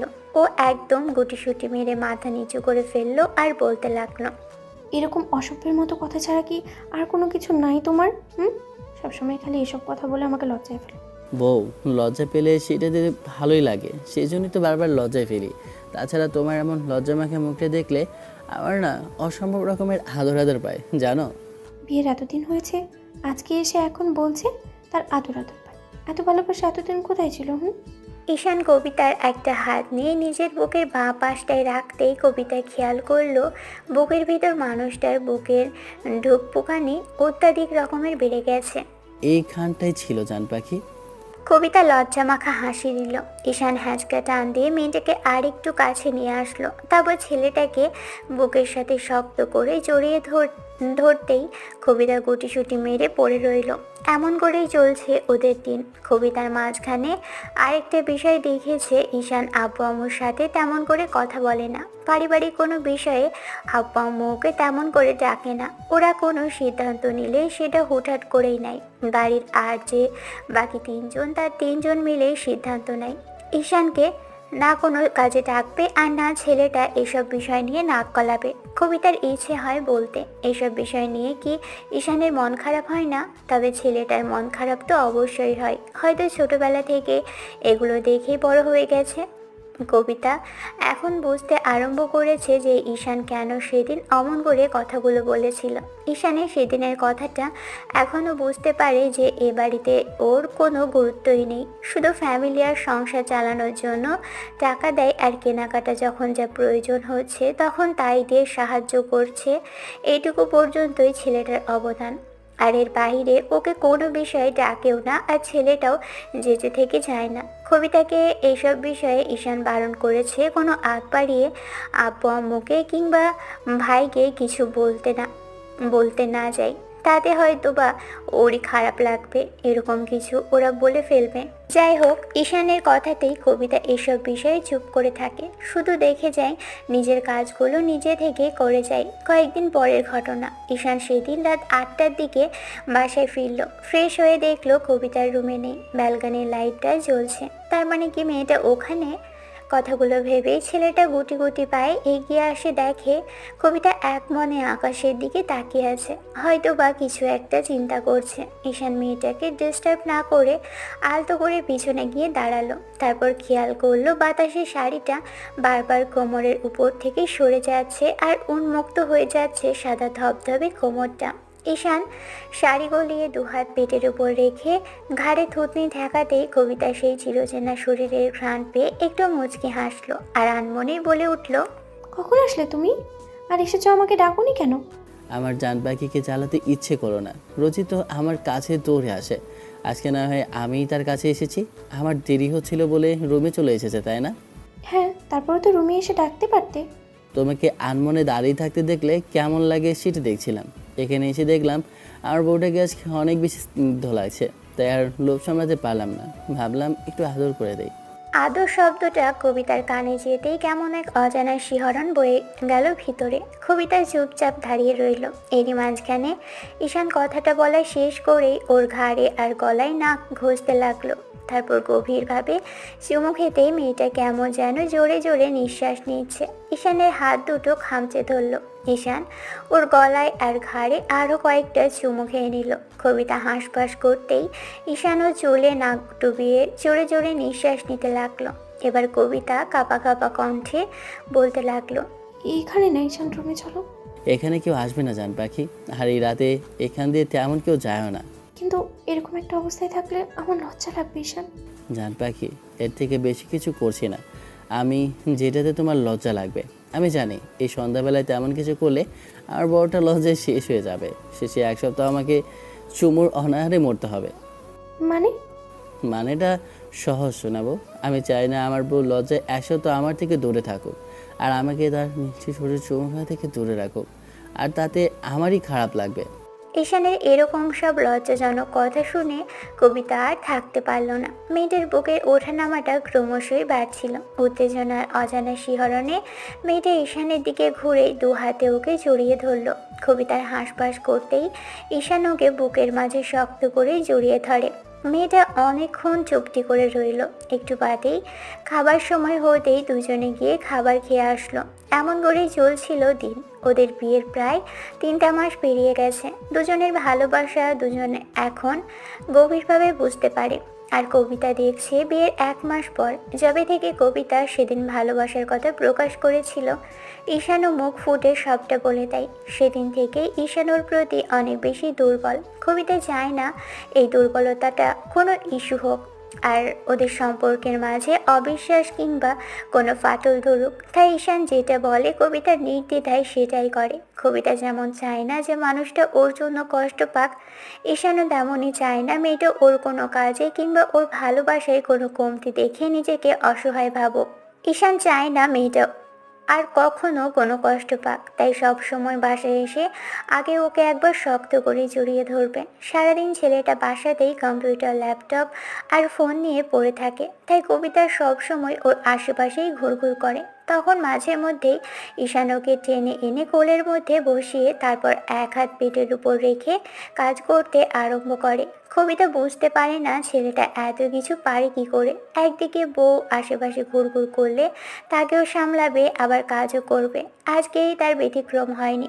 ঈশান শাড়ি গলিয়ে এক হাত কবিতার পেটের উপর স্লাইড করছে, আর কবিতা ছেলেটার কোলের ওপর চুপচাপ চোখ বন্ধ করে বসে আছে। কবিতা ঈশানের স্পর্শগুলো অনুভব করছে এক মনে। ছেলেটা কাজ করছে আর তার মাঝখানে বারবার ওর ঘাড়ে আর গলায় চুমো খাচ্ছে।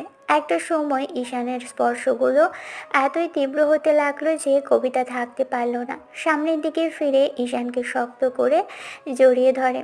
ঈশানও কাজ ফেলে বউটাকে কিছুক্ষণ ঠোঁটের স্পর্শ দিতেই মেয়েটা একদম উন্মাদের মতো হাঁসফাঁস করতে লাগলো। কবিতা ঈশানের চুলগুলো শক্ত করে খামচে ধরছে আর সবটা সহ্য করে নেওয়ার চেষ্টা করছে, কিন্তু ঈশানের স্পর্শগুলো ততই বেপরোয়া হচ্ছে। ঈশান শেষে বুঝতে পেরে কবিতাকে নিয়ে উঠে দাঁড়ালো, মেয়েটাকে কোলে করে বেটে নিয়ে গেল। তারপর দুজনের মাঝে সেই ভালোবাসার অনুভূতির আবেগটা জড়ানো কিছুটা মুহূর্ত কাটালো।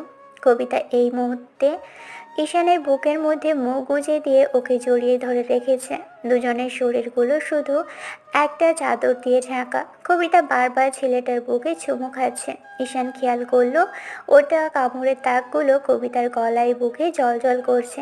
ঈশান মুচকে মুচকে হাসছে আর মেয়েটার কপালে চুমু খাচ্ছে। বিকেলবেলা এরকম একটা কর্মকাণ্ড ঘটাতেই ঈশান আর কাজ করতে পারেনি। তারপর সন্ধ্যার মুখে দুজনে গোসল করে নেয়। একটু বাদেই ঈশান বাইরে চলে গেল, বন্ধুদের সাথে আড্ডা দিচ্ছিল। রাত 8টা বাজতেই কবিতার নাম্বার থেকে ফোন আসলো। ঈশান মুচকি হেসে ফোনটা রিসিভ করতেই ওপাশ থেকে মেয়েটা কথা বলছিল না দেখেই ঈশানের কেমন সন্দেহ লাগলো। ছেলেটা বন্ধুদের থেকে একটু দূরে গিয়ে বলতে আরম্ভ করলো, কি হয়েছে ম্যাডাম, কথা বলছেন না যে? আব্বু আম্মুর কথা মনে পড়েছে নাকি, নাকি কেউ কিছু বলেছে? ঈশান, আমার ভালো লাগছে না, একটু বাসায় আসবে? তোমাকে কাছে পেতে ইচ্ছে করছে। একটু আগেই তো আদর করলাম, এত আদর করার পর এখন আবার কাছে চাই জান পাখি? ফাজলামি করো না ঈশান, আমার এরকম করে কাছে পাইনি। আমার খুব বেশি ইচ্ছে করছে তোমাকে একটাবার জড়িয়ে ধরতে। ভালো লাগছে না কিছু? প্লিজ বাসায় আসো। কি হয়েছে জান পাখি? আমার মনে হয়েছে তোমার কিছু একটা হয়েছে। কি হয়েছে বলো আমাকে। শরীরটা খারাপ লাগছে শোনা পাখি? তুমি একটু তাড়াতাড়ি আসো না, ভালো লাগছে না কিছু ঈশান। ঈশান বন্ধুদের বলে বাসার দিকে চলে গেল। দ্রুত বাসায় ফিরে রুমে এসে দেখলো কবিতা রুমের লাইটটা অফ করে দিয়ে শুয়ে আছে। মেয়েটা আর্তনাদ করছে, দু হাতে পেটটা চেপে ধরে রেখে। ঈশান তাড়াহুড়ো করে ওকে উঠিয়ে বসালো, তারপর বুকের মাঝে শক্ত করে জড়িয়ে ধরতেই কবিতা কেঁদে ফেললো। মেয়েটা এক হাতে ঈশানের শার্টের কলার, আরেক হাতে চুলগুলো খামচে ধরে বলতে লাগলো, কিচ্ছু ভালো লাগছে না ঈশান, আমার শক্ত করে জড়িয়ে ধরে রাখো, আমার সব ঠিক হয়ে যাবে। কি হয়েছে সেটা তো বলবে। জান, কোথায় কষ্ট হচ্ছে, কেমন লাগছে আমাকে বলো। চুপ করে থেকো না জান পাখি। তোমার কিছু হলে কিংবা কষ্ট হলে আমার যে কষ্ট হয়, একটু বলো আমাকে, শোনাবো। বললাম তো ভালো লাগছে না কিছু, চুপ করে থাকো না একটু আমার কাছে, কোথাও যেও না প্লিজ। মেয়েটার এরকম কথাতে ঈশান কিছুক্ষণ চুপচাপ ওকে জড়িয়ে ধরে রাখলো। কবিতা যে বারবার ব্যথায় কুঁকড়ে উঠছে সেটা ঈশান বুঝতে পারছে, কিন্তু কোথায় ব্যথা হচ্ছে, কি হচ্ছে না হচ্ছে জিজ্ঞেস করলে মেয়েটা বলছে না। একটু বাদে ঈশান কবিতাকে জোর করে ছাড়ালো, মুখের দুপাশে হাত রেখে তারপর কপালে চুমু খেয়ে মুখে অনেকগুলো চুমু দিয়ে বলতে লাগলো, কোথায় কষ্ট হচ্ছে আমাকে বলো, শোনাবো। আচ্ছা সত্যি করে বলো তো, পিরিয়ড চলছে তোমার নাকি মাথা ব্যথা করছে?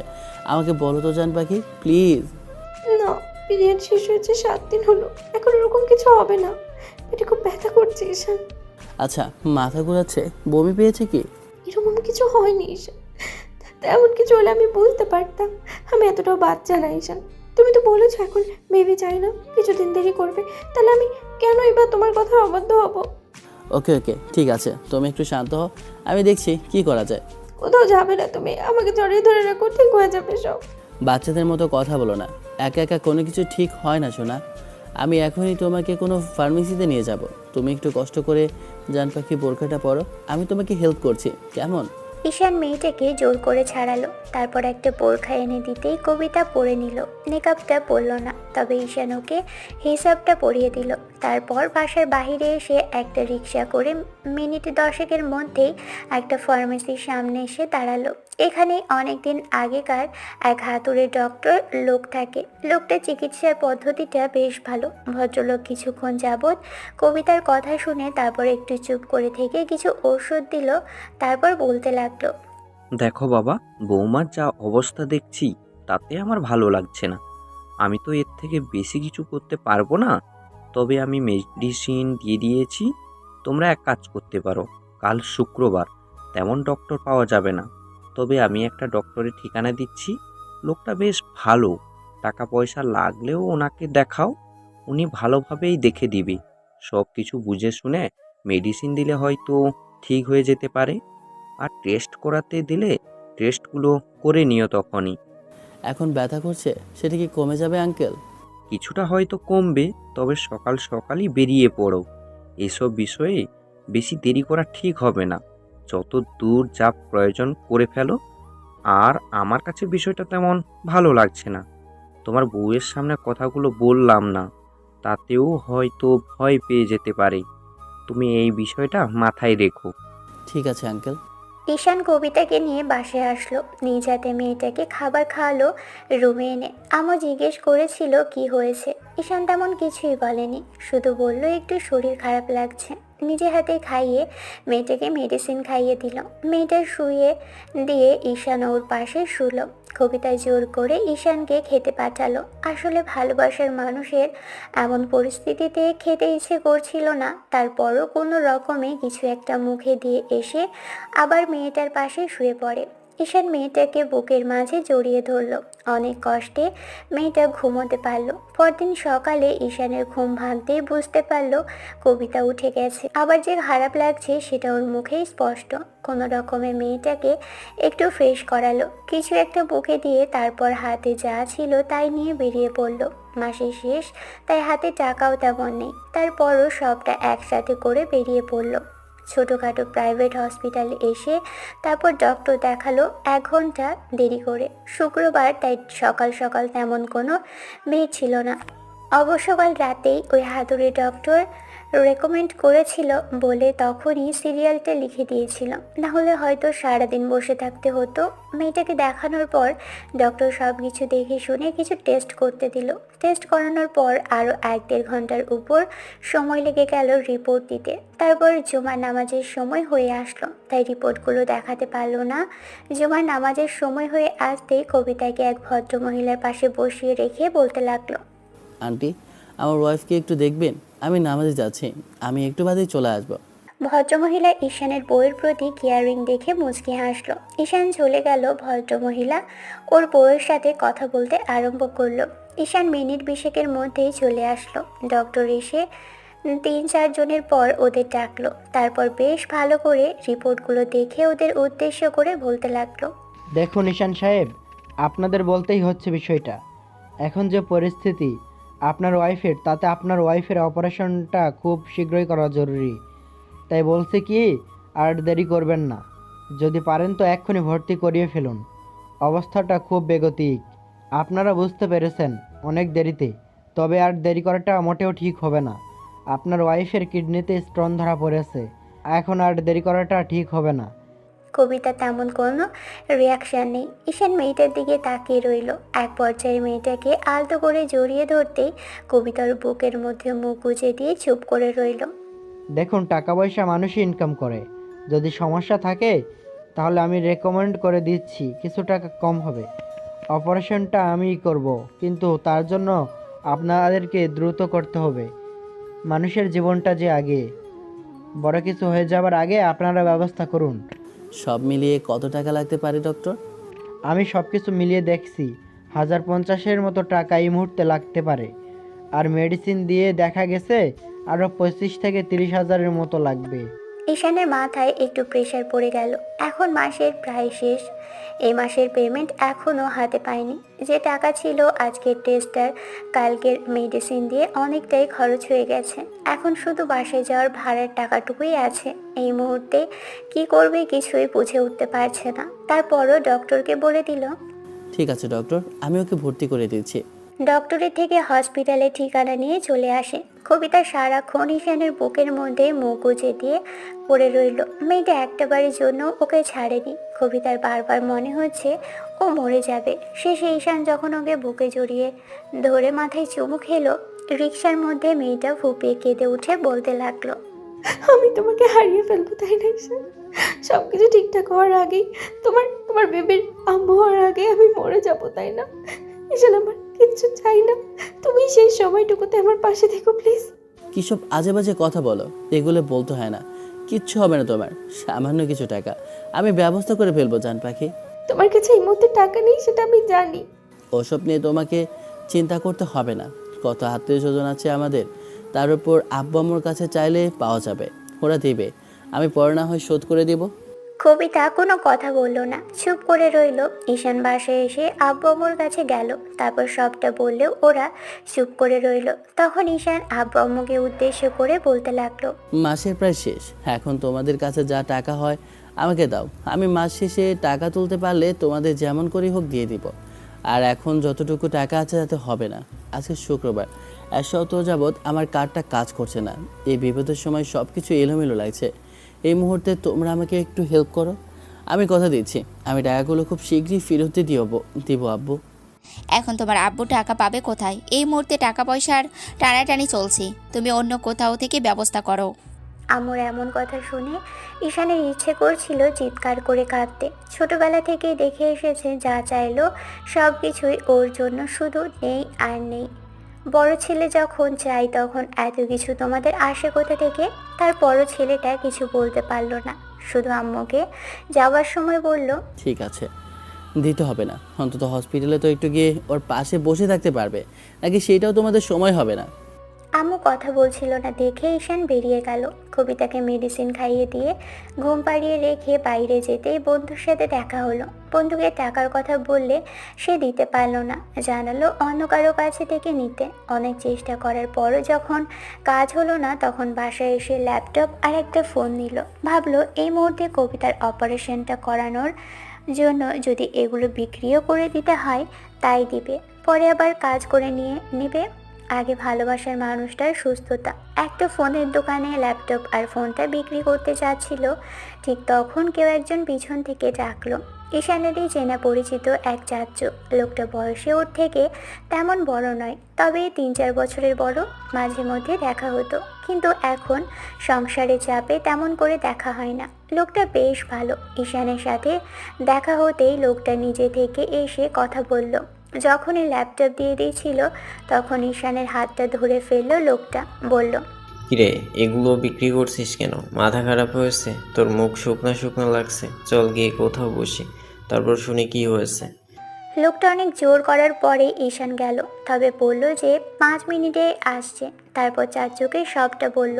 লোকটা মুখে হাত দিয়ে অনেকক্ষণ চুপ করে রইল। তখন ঈশান বলতে লাগলো, জানি না এই মুহূর্তে কি করব। তবে কবিতার জীবনটা আমার কাছে অনেক দামি চাচু। মেয়েটা সারা জীবন আমার থেকে অনেক বেশি কষ্টে বড় হয়েছে। আমি চাইছি না এই মুহূর্তে ওকে আর কষ্টে লাগতে। আমার টাকার খুব দরকার এই মুহূর্তে। আমি জানি না কার কাছে গিয়ে চাইবো। অনেকের কাছেই তো চাইলাম, কিন্তু কেউ দিতে পারলো না। তাই ল্যাপটপ আর একটা ফোন বিক্রি করে দিচ্ছিলাম। ভাবলাম সামনের মাসে পেমেন্ট পেলে না হয় ফোনটা নিয়ে নেব, তারপর আস্তে আস্তে ল্যাপটপটা কিনে নেব। আচ্ছা থাকো চাচ্চু, আমাকে যেতে হবে। এই মুহূর্তে তোমাকে সময় দিতে পারছি না। আরে বসে কোথায় যাচ্ছিস? কত টাকার প্রয়োজন সেটা তো বল। অনেক টাকার প্রয়োজন। হসপিটালের বিল, মেডিসিন আর ডাক্তারের খরচ সব মিলে প্রায় 1 লক্ষ টাকার মতো প্রয়োজন। টাকাটা যদি আমি দিই তাহলে তো এগুলো বিক্রি করবি না, বল। তাহলে আমি টাকাটা দিতে পারি। ঈশান অবাক হলো, ভাবলো যে চাচু মজা করছে। ঈশান চুপ করে আছে দেখে লোকটা ওকে এক হাতে জড়িয়ে ধরলো। ঈশান কেঁদে ফেললো। লোকটা ওকে সান্ত্বনা দিয়ে বলতে লাগলো, তুই একটা বড় এই কথাটা আমাকে জানাতে পারতি। অবশ্যই বিপদে পড়লে মানুষের মাথা ঠিক থাকে না।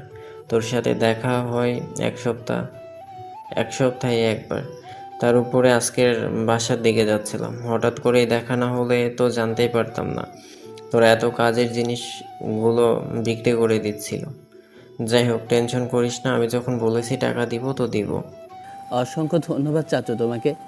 ধন্যবাদ দেওয়ার কিছু নেই। আচ্ছা শোন, আমি তোর ব্যাংকে ট্রান্সফার করে দিচ্ছি টাকাটা। এতে হবে তো? টাকাটা এখনই দরকার। আর আমি কার্ড কিংবা চেক নিয়ে নিই। আর কার্ডটা কাজ করছে না, আর শুক্রবার ব্যাংক বন্ধ। আচ্ছা কী করে টাকা তুলবো জানি না। ঠিক আছে, তোকে আমি ক্যাশই দিচ্ছি। তুই একটু বস, আমি আসতেছি। ভয় পাস না, আমি কোথাও যাব না। লোকটা আধা ঘন্টা পরে আসলো। ঈশান অবাক হলো ভেবে যে এতক্ষণ দেরি করালো। ঈশানের তো মাথাটা টেনশনে ফেটে যাচ্ছিল। লোকটা 2টো টাকার বান্ডিল ওর দিকে এগিয়ে দিল। ঈশান হাতে নেওয়ার আগেই ওনাকে জড়িয়ে ধরে আবারও কেঁদে ফেললো। চাচি ওকে সান্ত্বনা দিয়ে বলল, দেরি করানোর জন্য আমি দুঃখিত ঈশান। আসলে এত টাকা কোথাও থেকে উঠাতে পারছিলাম না। শেষে বউয়ের কাছে কিছু টাকা ছিল, সব মিলিয়ে এনে দিলাম তোকে। উপকার করেছি বলে মনে রাখবি, এটা আবার ভুলে যাস না। আমার যদি কখনো প্রয়োজন হয় আমি কিন্তু নিজে থেকে জোর করে নিব তোর কাছ থেকে। লোকটাকে ঈশান অনেক ধন্যবাদ দিল। বাসায় এসে দেখলো কবিতা উঠে বসে আছে। একটু বাদে আম্মু আসলো। ঈশান কবিতাকে আম্মুকে নিয়ে হসপিটালের উদ্দেশ্যে বেরিয়ে পড়ে। যাবার পথে 2টা বন্ধু ফোন করে জানালো টাকার ব্যবস্থা হয়েছে কিনা, কিন্তু ঈশান জানালো হয়ে গেছে। ওরা বলল ওরা কিছু কিছু টাকার ব্যবস্থা করেছিল, তবে সম্পূর্ণ হয়নি বলে বলতে পারেনি। তবে দুজনের মিলিয়ে 50-60 হাজারের মতো হয়েছিল। ঈশান শুধু ভাবছিল এখন এই মুহূর্তে টাকার ব্যবস্থা হয়তো হয়ে গেছে। তখনই সবাই বলছে তাদের কাছে কিছু টাকা আছে। এইটুকুই শুধু দেখলো ছেলেটা যে বিপদের সময় কোনো কিছুই ঠিকমতো পাওয়া যায় না। সেদিন রাতেই কবিতার অপারেশন হয়, আর খুব ভালোভাবেই অপারেশনটা সম্পন্ন হলো। পরদিন ঈশানের বন্ধুরা আর সেই চাচু গিয়ে ওর বউকে দেখে আসে। ওই লোকটার কথা শুনে কবিতা কেঁদেছিল। উনি অপারেশনে এসে কবিতার সাথে কিছুক্ষণ কথা বললেন। তারপর সবাই চলে যেতেই ঈশান কবিতার পাশে এসে বসে রইল। আম্মু মাঝে মাঝে আসে, আব্বু এসে কয়েকবার দেখে গেছে। ঈশানের কাছে মাঝে মাঝে মনে হয় ও আদৌ এ বাড়ির ছেলে। তো 3 দিনের মাথায় কবিতাকে বাসায় নিয়ে আসে। বাসায় নিয়ে আসার পর কবিতাকে নিজে থেকেই ঈশান সেবা যত্ন করতে লাগলো। বাসায় আসার পর ছেলেটা আম্মুকে কখনো বলেনি কবিতাকে একটু দেখে রাখতে। কাজে কিংবা কোনো দরকারে যখন বাইরে যায় তখন কবিতা ঘুমোলে তারপর যায়, মেয়েটা উঠলে তার আগেই চলে আসে। একটা মাস খুব কষ্ট করেই চলতে হলো। এই একটা মাস কবিতা কাজকর্ম কিছুই করতে পারেনি, যার জন্য আম্মুর কাছ থেকে ওকে অনেক কথা শুনতে হয়েছে, যেটা ঈশান জানে না। ছেলেটা এসব জানলে হয়তো কষ্ট পাবে। এক সপ্তাহ পরের ঘটনা। সেদিন কবিতা খেয়াল করলো ঈশানের ভাইয়া আর আব্বুর মাঝে কিছু কথা চলছে। তার দুদিন বাদেই ঈশানের ভাই একটা বাইক কেনে, আর সম্পূর্ণ টাকাটা ওর আব্বু আম্মু দিয়েছে। এটা দেখে ঈশান অবাকের চরম সীমায় পৌঁছেছে। শেষে রাতে খাবার পরে ঈশান আব্বু আম্মুকে ওর ভাইয়ের সামনে বলতে লাগলো, তোমাদের কাছে নাকি টাকা নেই। সেদিন আমি টাকাগুলো ফেরত দিয়ে দিব বলার পরও তোমরা আমাকে টাকাগুলো দিলে না। আর আজকে পুরো 3 লাখ টাকা তোমরা কোথায় পেলে? এত কিছুর পরও তোমরা বলবে যে তোমাদের কাছে টাকা ছিল না, আর আজকে হুটহাট করে বলে ফেলবে যে টাকাগুলো চলে আসলো। ঈশানের আব্বু আম্মু চুপ করেছিল। তখন ওর ভাই বলতে লাগলো, যেখান থেকেই দিক, তোকে এত কথা বলতে হবে কেন? আমি আব্বু আম্মুকে টাকাগুলো দিয়ে দেব। তোরা এত কথা শুনতে হবে কেন সব সময়? কবিতার অপারেশন করানোর জন্য সেদিনও তো আমি বলেছিলাম আমি মাসের শেষে টাকাটা দিয়ে দিব। তুমি যে টাকাগুলো দিবে তার কি গ্যারান্টি আছে? ভর্তি হবার পর থেকে দেখে এসেছি আব্বু আম্মুর কাছ থেকে তুমি যা নিয়েছো তার সামান্য পরিমাণও ফেরত দিতে পারোনি, উল্টো সেগুলোকে নষ্ট করেছো। আর আমি তো টাকা চেয়েছিলাম প্রয়োজনে, তাই না? অপ্রয়োজনে তো চাইনি। তাহলে কেন দিতে পারলে না তোমরা? নাকি আমি তোমাদের ছেলে না? আব্বু আম্মু কিছু বলার আগেই ভাইয়া এসে ঈশানকে একটা থাপ্পড় দেয়। কবিতায় এসে তখন ছেলেটাকে ভাইয়া থেকে দূরে নিয়ে গিয়ে বলতে লাগলো, ভাইয়া প্লিজ ওকে মারবেন না, আমি ওকে এখান থেকে নিয়ে যাচ্ছি। ও বুঝতে পারিনি রাগের মাথায় এমন করে বলে ফেলেছে। আমি ওকে বোঝাবো, প্লিজ ওকে মারবেন না। তোকে যে আব্বু আম্মু এতগুলো টাকা খরচ করতে পড়িয়েছে, তুই বাসায় চলে এসেছিলি কোনো বলে? বিনিময়ে তুই কি দিয়েছিস? তোকে এত টাকা খরচ করে মানুষ করেছে, সেটা তুই দিতে পেরেছিস? কত টাকা খরচ হয়েছে আমাকে বলাতে? তুমি কি অশিক্ষিত রয়ে গেছো? নাকি তোমাকে গাধা গরুর মতো করে মানুষ করেছে? তুমি তো পড়ালেখা থেকে শুরু করে আজে বাজে নেশায় পর্যন্ত গেছো, মান সম্মান পর্যন্ত ডুবিয়েছো। তারপরেও কি আব্বু আম্মু লজ্জা পায়নি? আর আমি তো তার কিছুই করিনি। সামান্য বাড়ি চলে এসেছিলাম দেখে আমার আব্বু আম্মুর এত আফসোস আমাকে নিয়ে, কিন্তু এখন তো সেটা ঘুচিয়েছে। এখন তো তার ডাবল দিচ্ছি। তুই কয় টাকা দিয়েছিস? সেটা আব্বু আম্মুকে জিজ্ঞেস করে দেখো। আমি দিইনি, তুমি তো দিচ্ছ। তুমি দেখাও একদিন, যেদিন সংসারে খরচ চালানোর জন্য ঠিক তুমি কতটুকু কন্ট্রিবিউট করেছো। বড় ভাই কিছু বলতে যাবে তার আগেই ঈশান হাতের ইশারায় থামিয়ে দিয়ে বলতে লাগলো, চিৎকার করে কোনো লাভ হবে না। যেটা সত্যি সেটা বলেছি। এই গায়ে হাত তুলে আর ধমক দিয়ে থামিয়ে দিতেই পারবে। আর একটা কথা, হ্যাঁ, তুমি বলেছো না যে আমার টাকা পয়সা খরচ করে পড়িয়েছো, সব টাকা আমি ফেরত দিয়ে দিব। যদি না পারি নিজের কিডনি বিক্রি করে দিয়ে তারপর তোমাদের টাকা মিটিয়ে দিয়ে যাব। আব্বু আম্মু আমাকে প্রমাণ করে দিলে যে আমি তোমাদের আপন কেউ নেই। পেটের ছেলে হবার পরেও তোমরা ছোটোবেলা থেকেই আমার উপর যতটুকু অবিচার করলে, তাতে আমার জায়গায় অন্য কেউ হলে প্রতিদিনই তোমাদের সংসারে অশান্তি হতো। ছোটোবেলা থেকে না পাওয়ার মধ্যে বড় হয়েছি, তো কখনো বলিনি, ভাবলাম কিছুই নেই। কিন্তু এখন বুঝতে পারছি সেটা শুধু আমার জন্যই নেই। আমি চাইলেই তোমাদের টাকা পয়সা থাকে না। আর তোমাদের বড় ছেলে যদি চায়, তোমরা যেখান থেকে পারো ধার দেনা করে হলেও ওকে টাকাগুলো এনে দাও। সমস্যা কি এটাই যে আমি বাড়ি চলে এসেছিলাম? ঠিক আছে, আমি যদি বাড়ি থেকে চলে যাই তাহলে তো তোমরা খুশি হবে। আবু ধমক দিয়ে ওদের থামতে বললে ঈশান বেরিয়ে গেল। কবিতাও পিছন পিছন আসলো। কবিতার ঈশান থামানোর চেষ্টা করলেই ছেলেটা ওকে ধমক দিতেই মেয়েটা চুপ করে রইল। ঈশান একটু চুপ করে থেকে তারপর কবিতাকে টেনে বুকের মাঝে নিয়ে মাথায় চুমু খেয়ে বলতে লাগলো, আমার আর এগুলো সহ্য হচ্ছে না জান পাখি, ভালো লাগছে না কিছু। চলো আমরা এখান থেকে অনেক দূরে কোথাও চলে যাই। রোজ রোজ এসব দেখতে আর কারোই বা ভালো লাগে বলো? তুমি আজকে কথা বোঝো না, কিন্তু তোমার ছেলে মেয়ের সামনে এরকম কিছু ঘটলে তখন তুমি মুখ দিয়ে কথা বের করতে বাধ্য হবে। সেদিনকার কথাগুলো তুমি বুঝতে পারছো তো? আমি কেন বলেছিলাম যে সব কিছু থাকতেও আমার কিছুই নেই? কবিতা কোনো কথা বলল না। ঈশানকে খুব শক্ত করে জড়িয়ে ধরে রাখলো। গত একটা সপ্তাহ যাবৎ কবিতা অনেক বোঝানোর চেষ্টা করলে ঈশানকে কিন্তু ছেলেটা নিজের জেদের কাছে অটল। এই 7টা দিনে কারোর সাথে এক ফোঁটাও কথা বলেনি। ভেবেছে ঝামেলা বাড়িয়ে লাভ কি। অবশ্য এই 1 মাসে অনেকগুলো টাকাই ওই লোকটার ফেরত দিয়ে দিয়েছে। কবিতার অনেক কষ্ট হয়েছে এই কয়েকটা দিনে, তবে এখন পুরোপুরি সুস্থ। তাই ঈশান অনেক ভেবে নিয়েছে কিন্তু কবিতা এখান থেকে কোথাও যেতে চাইছিল না। ঈশান মেয়েটা সবার সাথে থাকতে চেয়েছিল, কিন্তু ঈশানের এগুলো আর সহ্য হচ্ছিল না। শেষ যেদিন ঈশান ওর অসহায়ত্বের কথা কবিতাকে বলে, তারপর কবিতা আর কোনো কথা বলেনি। সপ্তম দিনের মাথায় সেদিন সকাল থেকে কবিতা ঈশানকে বাসায় দেখা গেল না। আম্মু উঠে ওদের রুমে এসে দেখলো রুমটা ফাঁকা। অবাক হলো ওরা। পুরো রুমে সব কিছু পড়ে থাকলেও ঈশানের প্রয়োজনীয় জিনিসপত্র আর কাপড় চোপড়গুলো সেখানে নেই। আর বদলে একটা চিঠি পেল আম্মু টেবিলের উপরে, আর পাশে একটা ব্যাগপত্র রাখা। আম্মু চিঠিটা নিয়ে পড়তে লাগলো। আম্মু, আমি তোমাদের উপর রাগ কিংবা অভিমান করে সিদ্ধান্তটা নিইনি। কিছুদিন যাবতই ভাবছিলাম এই বাসাতে কবিতা আসার পর থেকে মেয়েটা আমার মতো করেই নির্বাক চলচ্চিত্রের মতো সব কিছু দেখে যাচ্ছে। কিন্তু আর কতদিন? এগুলো আমারই এখন আর সহ্য হচ্ছে না। আর ও তো পরের বাড়ির মেয়ে, ওর খারাপ লাগে, তারপরে কিছু বলতে পারে না। ওর স্বামী তার নিজের আব্বু আম্মুর কাছে অবহেলিত, তাদের কাছে এত ফেলনা জিনিস যে তাদের কাছে কিছু চাইলেও সে পায় না। পাওয়া না পাওয়া সেটা বড় কথা না, কিন্তু আমি একটা জিনিস দেখেছি, আমার কোনো কথার গুরুত্ব তোমাদের কাছে নেই। আমি বাসা আসার পর থেকে আরও দেখেছি, আমি মরে গেলেও তোমরা আমার রুমে কখনো এসে দেখো না। তারপরও আর আমি নিজে থেকেই বলিনি। বাসা আসার পর থেকে তোমাদের থেকে একটা টাকাও নিইনি। শেষ যেদিন নিয়েছিলাম তাও এক সপ্তাহের মধ্যে যে সেই টাকাটা ফেরত দিয়ে দিই। আর সেই দিন কবিতার অপারেশনের জন্য টাকা চেয়েছিলাম। সত্যি বলতে তখন আমার কাছে টাকা ছিল না, তবে ওপরওয়ালা চেয়েছিল আমাদের জীবনের কষ্টটা এক হলেও দুজনে একসাথে থাকি, তাই হয়তো তিনি ব্যবস্থা করে দিয়েছিলেন। তোমরা এটা ভেবো না যে আমি রাগ করে বাসা থেকে চলে যাচ্ছি। আমার এসব রোজকার ঝামেলা আর তো নাটক দিতে ইচ্ছে করছে না।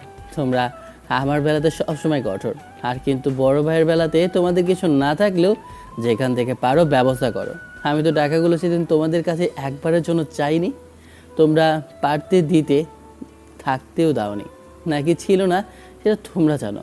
তবে তোমরা চাইলে কিছু টাকার ব্যবস্থা অন্তত করে দিতে পারতে।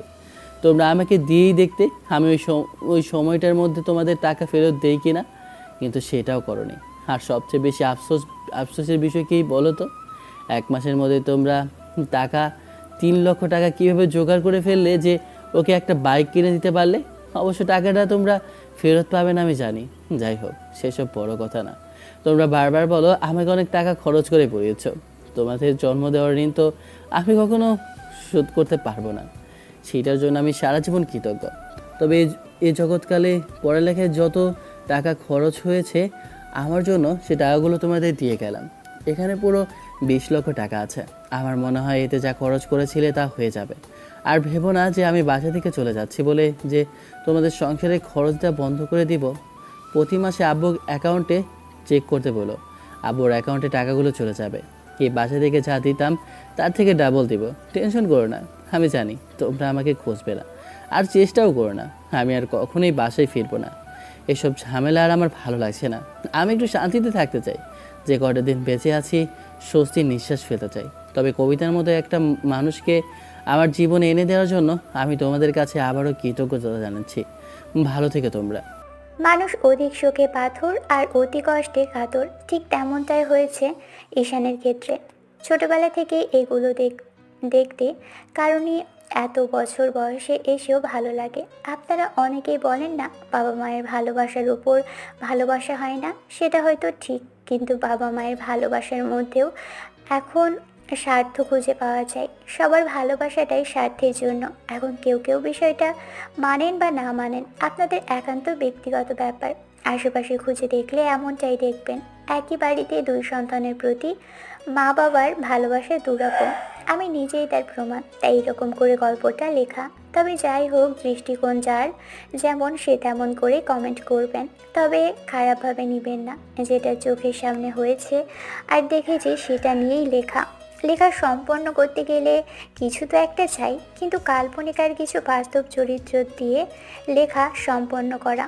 ওই ঘটনার পর কবিতাকে নিয়ে ঈশান শহরের মধ্যে একটা বাসা নিয়ে নেয় ওর বন্ধুর মাধ্যমে। আর কিছু টাকা লোন করেছিল, হয়তো কষ্ট হবে দিতে, তারপরও দিয়ে দিবে। রোজ রোজ এসব ঝামেলা আর চায়নি। দোয়া করবেন ওদের জন্য। কবিতা ঈশানের সংসারটা যেন ভালো আর সুস্থ সুন্দর কাটুক, দুজনেই যেন একসাথে অনেক বেশি সুখে থাকে। ভালো থাকুক ভালোবাসা, এতদিন না পাওয়া সুখের সন্ধানে যেন ওরা একসাথে থাকতে পারে।